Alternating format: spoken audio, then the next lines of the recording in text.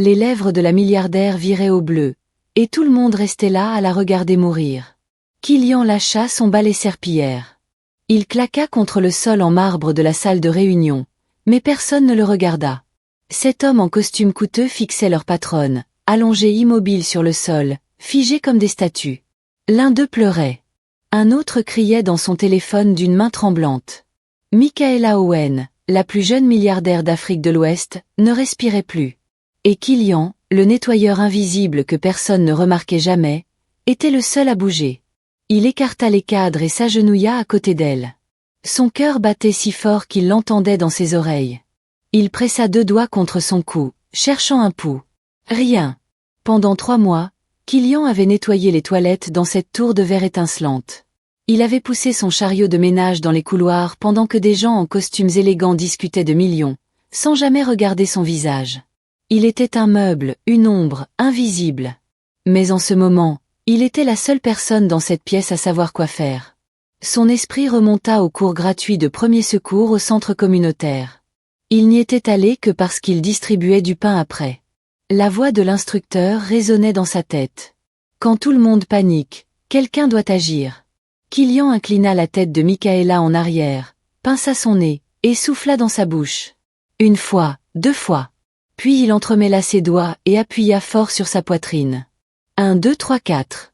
Qu'est-ce qu'il lui fait? Quelqu'un haleta. Éloignez-le de Madame Owen. Une autre voix cria. Mais les mains de Killian ne s'arrêtèrent pas.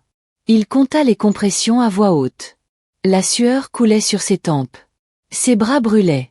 15, 20, 30. Il lui donna 2 autres souffles. S'il vous plaît, que ça marche. Soudain, la poitrine de Michaela sursauta. Elle toussa violemment, haletant comme si elle s'était noyée. Ses yeux s'ouvrirent en papillotant, confus et vitreux. Killian s'assit en arrière, étourdi de soulagement. Elle respirait. Il l'avait vraiment fait. Les cadres bougèrent enfin, se précipitant en avant, appelant son nom comme si elle était revenue d'entre les morts. Les ambulanciers franchirent la porte, la chargeant sur une civière tout en vérifiant ses signes vitaux. Elle était faible mais vivante. Tandis qu'il la poussait vers l'ascenseur, les yeux de Michaela trouvèrent ceux de Killian pendant une seconde.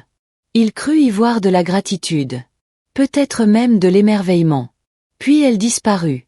Un homme grand aux cheveux argentés se tourna vers lui, le visage tordu de dégoût. « Quel est ton nom ?»« Killian, monsieur. Je suis nettoyeur. Tu as mis ta bouche sur Madame Owen. » Il le dit comme s'il avait commis un crime. Son estomac se noua. Je lui faisais du RCP. Elle ne respirait pas. Alors Nous examinerons les images de sécurité. Sa voix aurait pu geler le feu. Rentre chez toi. Ne reviens pas avant qu'on te contacte. Si une injustice comme celle-ci fait bouillir votre sang, abonnez-vous pour ne jamais manquer la suite. Les mains de Killian tremblaient tandis qu'il ramassait son seau à serpillière.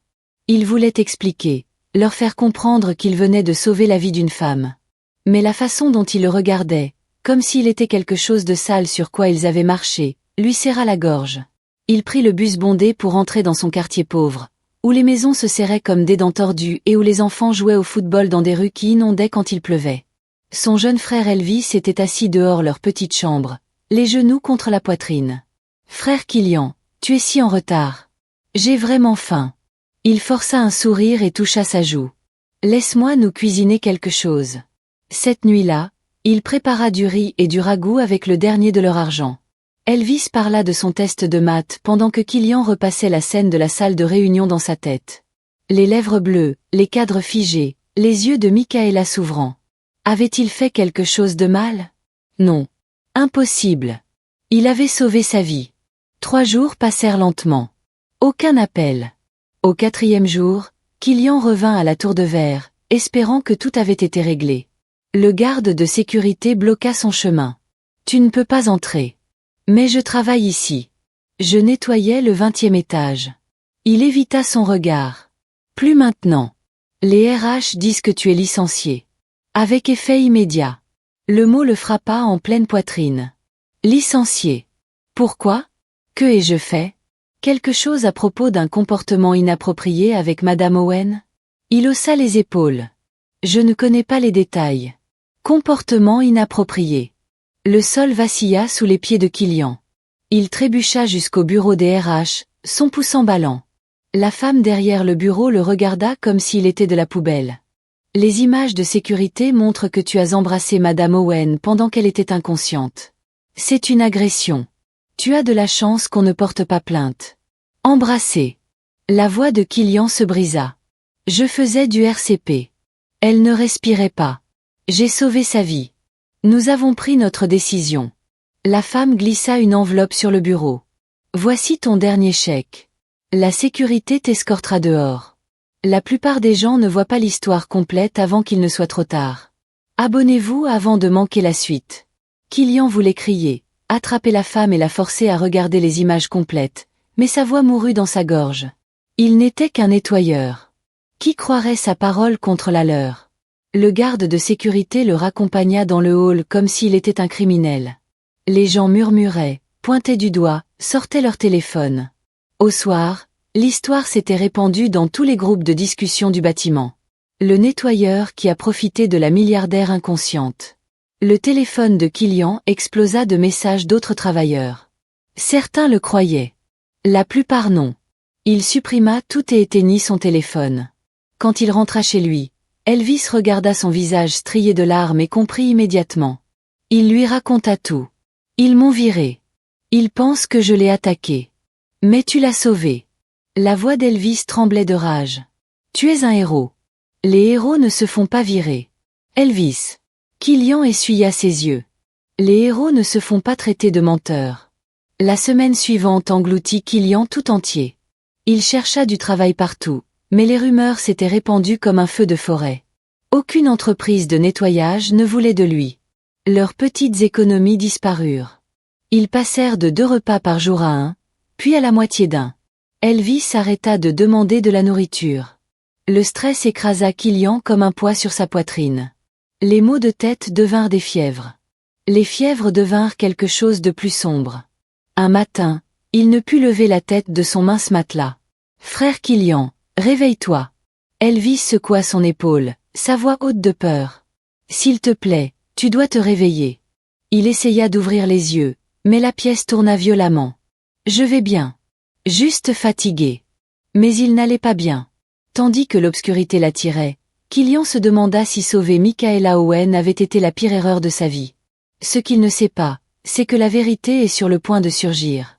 Abonnez-vous pour être là quand ça arrivera. Peut-être que la gentillesse ne fonctionne que pour les gens qui peuvent se le permettre. Michaela Owen ne pouvait pas dormir. Pendant 3 semaines, elle était de retour au travail, signant des contrats et assistant à des réunions comme si rien ne s'était passé. Mais chaque nuit, le même cauchemar la réveillait. Elle se noyait dans l'obscurité, incapable de respirer jusqu'à ce qu'une voix inconnue la ramène à la vie. Les médecins disaient qu'elle avait eu un arrêt cardiaque soudain. Un événement sur 1 million pour quelqu'un de son âge. Ils disaient aussi que quelqu'un lui avait fait du RCP avant l'arrivée des ambulanciers. Quelqu'un avait sauvé sa vie. Mais chaque fois qu'elle demandait à ses cadres qui c'était, ils lui donnaient la même réponse. « C'est géré, madame. Ne vous inquiétez pas. Ne vous inquiétez pas. » Quelqu'un avait sauvé sa vie et il s'attendait à ce qu'elle s'en fiche. Ce soir-là, Michaela était assise seule dans son bureau pentouse, fixant les lumières de la ville en bas. Quelque chose clochait. Pourquoi personne ne lui disait le nom du nettoyeur? Pourquoi tout le monde changeait de sujet quand elle en parlait? Elle prit son téléphone et appela son chef de la sécurité. « Je veux voir les images de la salle de réunion. La nuit où je me suis effondrée, madame. Ce n'est pas nécessaire. Nous avons déjà nécessaire. Envoyez-les à mon email. Maintenant, quand les gens puissants cachent la vérité, quelqu'un paie toujours le prix. Abonnez-vous pour voir qui. » 10 minutes plus tard, le fichier vidéo apparut dans sa boîte de réception. Michaela cliqua sur Play. Les images la montraient debout à la tête de la table de conférence, au milieu d'une phrase, quand soudain sa main vola à sa poitrine. Son visage se tordit de douleur. Puis elle s'effondra au sol comme une marionnette au fil coupé. Ses cadres l'entourèrent, criant, paniquant, ne faisant absolument rien d'utile. Puis la porte de la salle de réunion s'ouvrit. Un jeune homme en uniforme de ménage entra. Il n'hésita pas, ne se figea pas comme les autres. Il s'agenouilla à côté d'elle et commença immédiatement le RCP. Michaela se pencha plus près de l'écran. Ses mouvements étaient précis, désespérés, déterminés. Il insuffla la vie dans ses poumons, appuya sur sa poitrine avec tout ce qu'il avait. Son visage était tendu de concentration, des larmes coulant sur ses joues. Il ne l'agressait pas. Il combattait la mort elle-même pour la garder en vie. Et il gagna. Quand sa poitrine bougea enfin et qu'elle haleta pour de l'air, l'homme s'assit en arrière, épuisé et soulagé. Pendant un moment, leurs yeux se rencontrèrent à l'écran. Puis ses cadres se précipitèrent et il disparut en arrière-plan. Les mains de Michaela se serrèrent en poing. Qui était-il? Où était-il maintenant? Elle avança dans les images.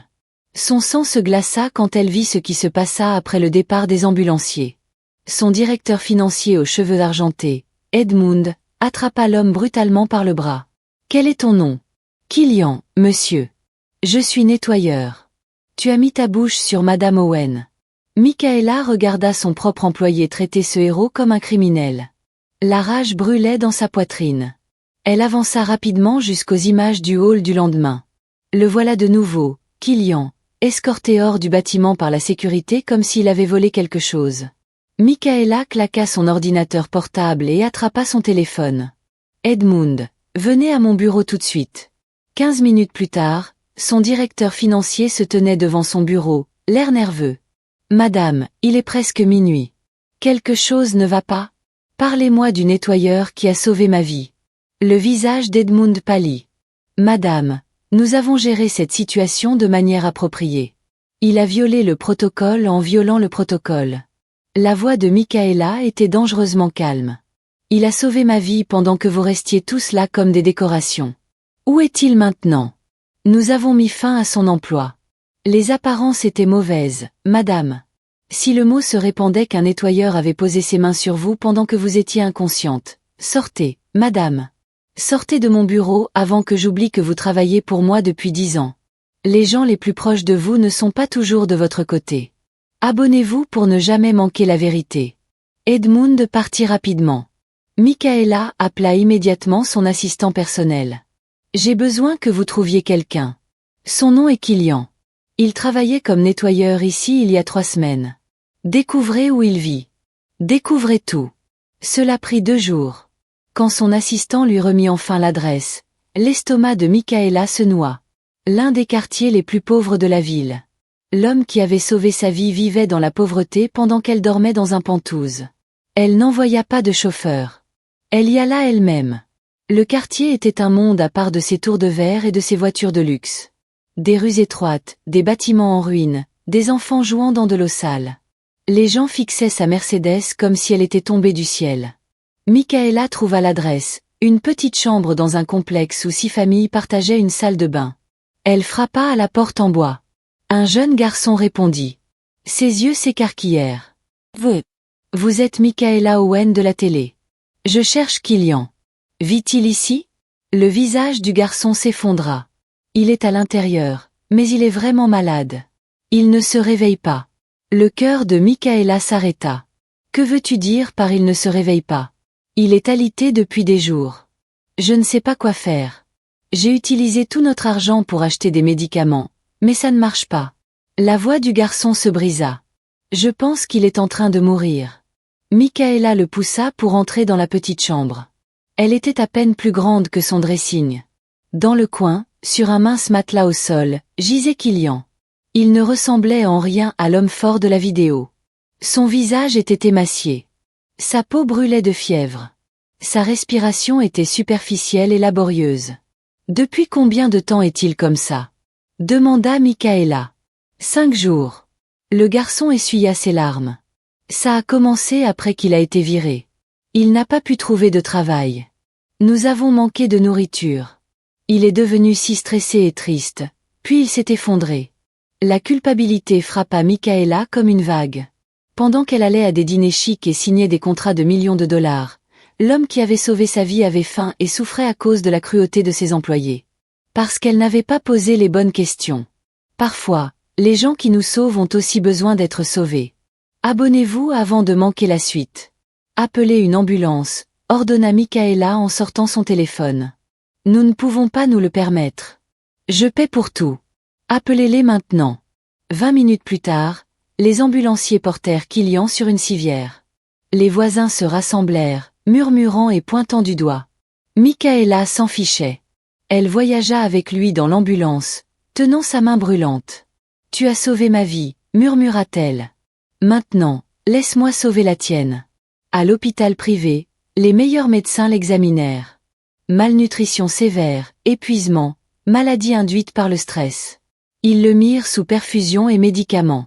Lentement, au cours des 12 heures suivantes, sa couleur revint. Michaela ne quitta jamais son chevet. Quand les yeux de Kilian s'ouvrirent enfin en papillotant, il fixa le plafond blanc avec confusion. Ce n'était pas sa chambre. Où était Elvis? Il tourna la tête et haleta.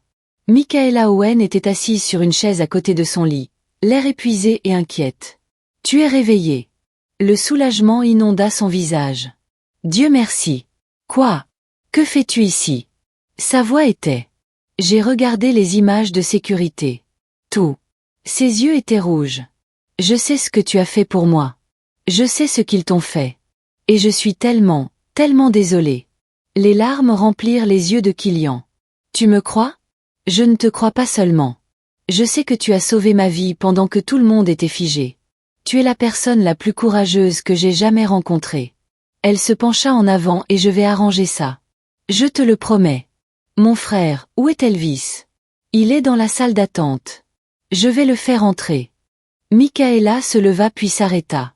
Kilian, tu n'as plus à t'inquiéter de rien. Ni de l'argent, ni du logement, jamais plus. Au cours de la semaine suivante, Michaela tint sa parole. Elle déménagea Kilian et Elvis de leur quartier pauvre dans un bel appartement dans un quartier sûr. Elle paya les frais scolaires d'Elvis pour les 10 prochaines années. Elle donna un emploi à Kilian, non comme nettoyeur, mais comme directeur de son nouveau programme de bien-être des employés. Mais plus que ça, quelque chose qu'aucun d'eux n'avait prévu commença à grandir. Michaela visita Kilian tous les jours pendant sa convalescence. Ils parlèrent pendant des heures. Elle apprit ses rêves de devenir infirmier. Il apprit sa solitude au sommet. Ils rirent. Ils partagèrent des histoires. Ils se virent. Vraiment se virent d'une manière que ni l'un ni l'autre. Les meilleures histoires d'amour commencent quand quelqu'un voit votre cœur, pas votre statut. Abonnez-vous pour rester avec nous. 1 mois après qu'il lui avait sauvé la vie, Michaela emmena Kilian dîner au meilleur restaurant de la ville. Il portait un costume qu'elle lui avait acheté, bien qu'il ait argumenté contre l'accepter. « Je dois te dire quelque chose, » dit Michaela, sa main tendue à travers la table pour prendre la sienne. « Quand tu as sauvé ma vie, tu ne m'as pas seulement ramené de la mort. Tu m'as réveillé. J'avais vécu dans un monde de chiffres et d'affaires, entouré de gens qui ne se souciaient que de mon argent. Mais tu as tout risqué, n'attendant rien, et tu m'as donné une seconde chance. » Le cœur de Kilian battait la chamade. « Michaela, je suis tombé amoureux de toi, Kilian. Pas parce que tu as sauvé ma vie, mais à cause de qui tu es, ton courage, ta gentillesse, la façon dont tu as lutté pour moi quand personne d'autre ne l'aurait fait. » Ses yeux étaient intenses et sincères. « Je sais que je ne te mérite pas, mais je te demande quand même. Me donneras-tu une chance ?» Les larmes roulèrent sur les joues de Kilian. Il y a 1 mois, il était invisible, sans valeur, accusé et abandonné. Maintenant, la femme dont il avait sauvé la vie lui disait qu'il avait changé sa vie pour toujours. « Oui, » murmura-t-il. « Oui, je le ferai. » 6 mois plus tard, Kilian s'inscrivit à l'école d'infirmier, quelque chose dont il rêvait depuis qu'il était petit, mais qu'il n'avait jamais pu se permettre. Michaela paya pour tout et célébra chaque examen qu'il passait comme si c'était le sien. 1 an plus tard, ils se marièrent lors d'une cérémonie qui remplit les premières pages de tous les journaux. Mais Kilian insista sur une chose. La moitié des invités devaient venir de son ancien quartier, ses anciens voisins, les gens qu'il avait soutenus quand il n'avait rien, parce qu'il n'oubliait jamais d'où il venait. Et Michaela n'oublia jamais que l'homme qui lui avait sauvé la vie lui avait donné quelque chose de bien plus précieux que le souffle. Il lui avait donné une raison de vivre. Le vrai amour ne se soucie pas des titres ou des comptes en banque. Il voit le cœur. Si cette histoire a touché le vôtre, abonnez-vous pour ne jamais manquer une autre histoire comme celle-ci. Et commentez ci-dessous. Croyez-vous en l'amour qui traverse toutes les frontières? S'il vous plaît, laissez un commentaire. Auriez-vous sauvé cette femme ou seriez-vous parti? Dites-nous d'où vous regardez. Merci d'avoir regardé. Laissez un cœur si vous avez aimé l'histoire.